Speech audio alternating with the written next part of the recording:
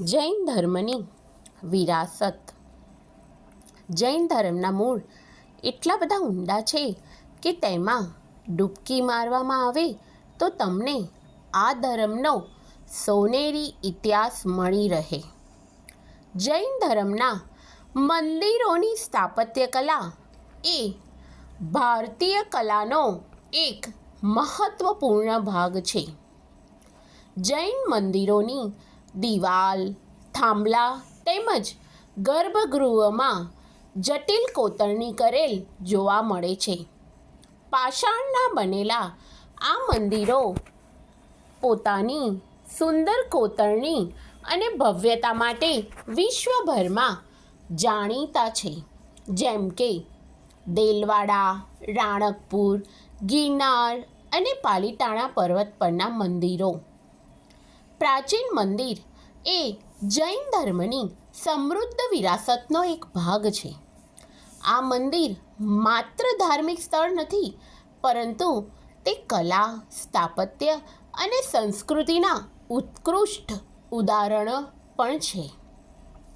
પ્રાચીન મંદિરની જાળવણી કરવી એ આપણા સૌની જવાબદારી છે, જેથી આવનારી પેઢી પણ આ વિરાસતનો લાભ લઈ શકે. જો જાળવણી નહીં કરીએ તો જૈન ધર્મની સંસ્કૃતિ અને પરંપરા ધીમે ધીમે વિસરાઈ જશે.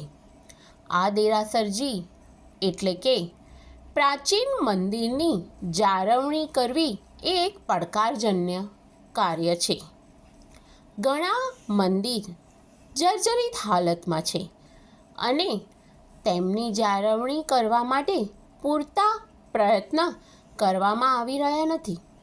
કેટલાય કાસ્ટમાંથી નિર્મિત સુંદર સ્થાપત્ય અત્યારે જીર્ણોદ્ધારના નામે પાષાણના નૂતન નિર્મિત દેરાસરમાં પરિવર્તિત થઈ રહ્યા છે, જે દુઃખદ છે.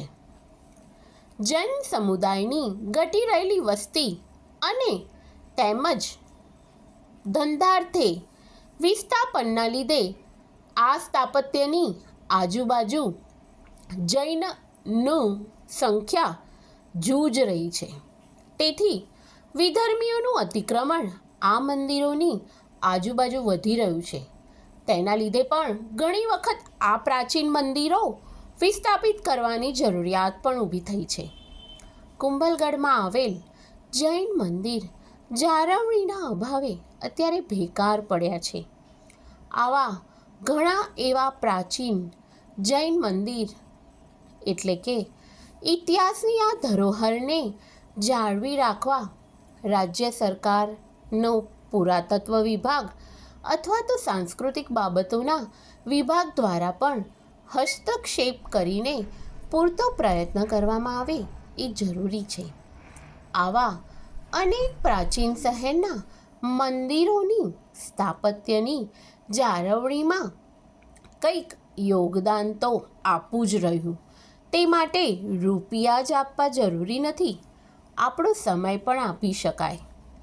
તમે પણ તમારા શહેરના શિલ્પ સ્થાપત્ય સમા પ્રાચીન મંદિરની જાળવણી માટે જરૂરથી કંઈક કરજો, એ આશા સાથે અસ્તુ.